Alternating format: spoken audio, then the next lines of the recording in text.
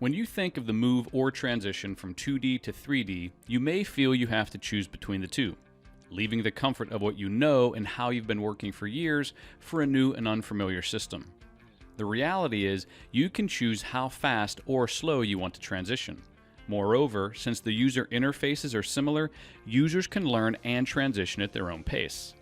The Product Design and Manufacturing collection allows you to leverage all of your existing AutoCAD data as you make the move to 3D with Inventor. Need your project to stay in 2D? Keep using AutoCAD the way you always have. Want to utilize some of your existing AutoCAD data to jumpstart your first 3D project in Inventor?